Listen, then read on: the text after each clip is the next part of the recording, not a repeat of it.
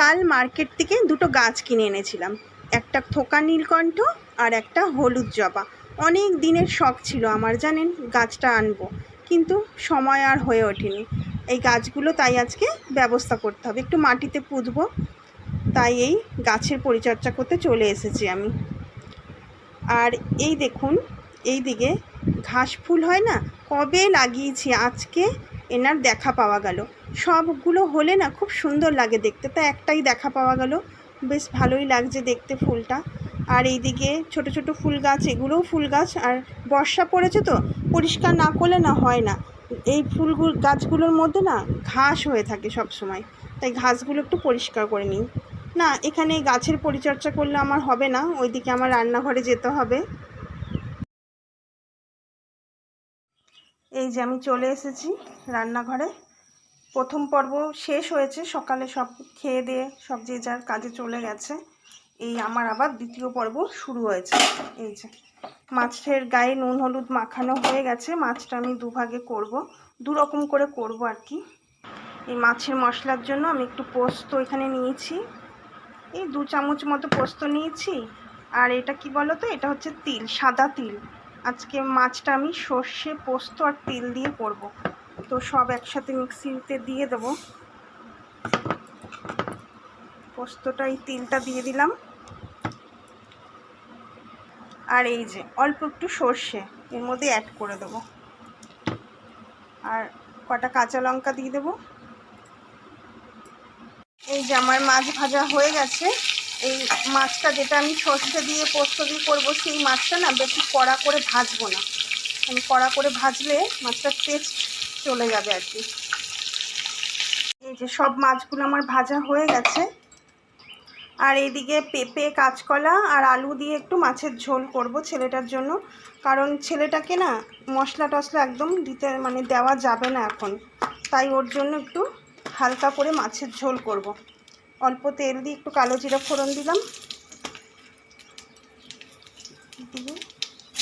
এই পেঁপে কাঁচকলা এখন কদিন একদম ওকে তেল মশলা দেওয়া যাবে না, কারণ ওর লিভারে ইনফেকশান হয়ে গেছে, মানে জন্ডিসের পর্যায়ে চলে গেছিলো আর কি, তাই একদম নর্মাল খাবার ডাক্তার দিতে বলেছে।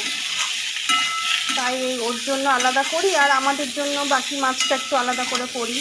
কি করব, খেতে চায় না, ও এত স্পাইসি খাবার পছন্দ করে, কিন্তু এখন আমার নিজেরও ওকে দিতে খুব খারাপ লাগছে এইসব খাবার, ও একদম পছন্দ করে না এইসব খাবার, কিন্তু এখন কিছু করার নেই, বাধ্য হয়ে খেতেই হবে। শুধু একটু হলুদ দেব আর সামান্য একটু নুন দেব, ব্যাস, আর কিচ্ছু মশলা দেবো না। এই যে এইদিকে এই পেঁপে দিয়ে কাঁচকলা দিয়ে মাছটা হোক, ততক্ষণ আমি এইদিকে কড়াইতে একটু তেল দিয়ে দেব।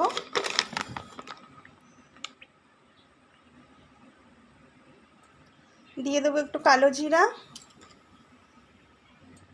একটু হলুদ, 1 চামচ মতন হলুদ দিলাম।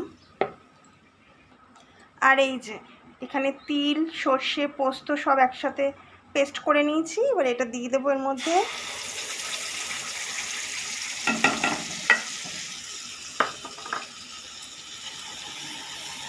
আমি ভিডিও বানাই, কিন্তু কি বলো তো বন্ধুরা, আমি কিন্তু খুব ভালো করে এডিটিং করতে পারি না, কারণ এডিটিং করা খুব মুশকিল হয়ে যায় আমার পক্ষে, খুব একটা ভালো করে পারি না এডিটিং করতে, তাই আমি যেমনি করে পারি সেরকমই আমি ভিডিও পোস্ট করি।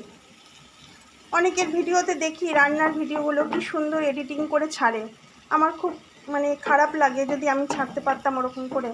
তো যাই হোক, যেহেতু আমি পারি না, আমি এক হাতে মোবাইল ধরে ধরেই কাজ করি।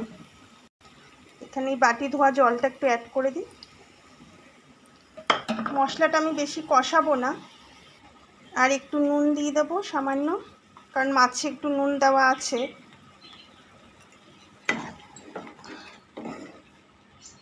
মশলাটা একটু ঢাকা দিয়ে ভালো করে কষিয়ে নিই। মশলাটা আমার কষানো হয়ে গেছে, এই যে দেখো মশলাটা আমার কষানো হয়ে গেছে। বেশি কষালে না তিতো হয়ে যাবে, কারণ সর্ষে দেওয়া আছে তো। আর এইখানে একটু টক দই ফেটিয়ে নিয়েছি ভালো করে, এই দইটা আমি অ্যাড করব।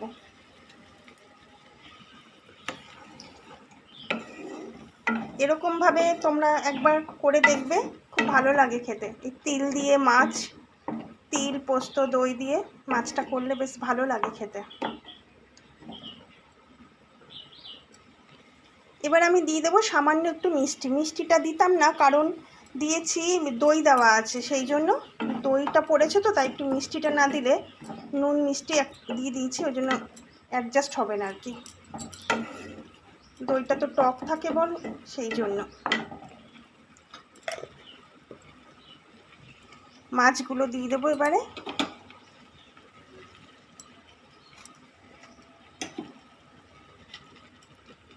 আর এই এক বাটি জল দেব,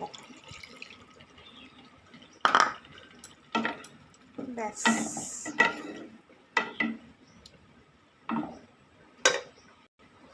কাঁচা লঙ্কা দিয়ে দিলাম কটা,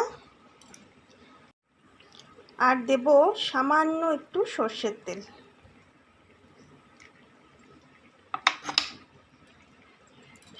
ব্যাস, এটা হতে থাক। বেশি টাইম নেবে না, 5 মিনিট রাখতে হবে একটু গ্যাসটা সিমে করে ঢাকা দিয়ে।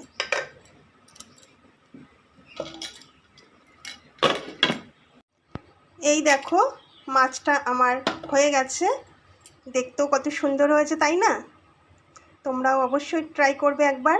আর ভিডিওটা কেমন লাগলো আমাকে জানাবে, লাইক কমেন্ট শেয়ার করতে একদম ভুলো না যেন।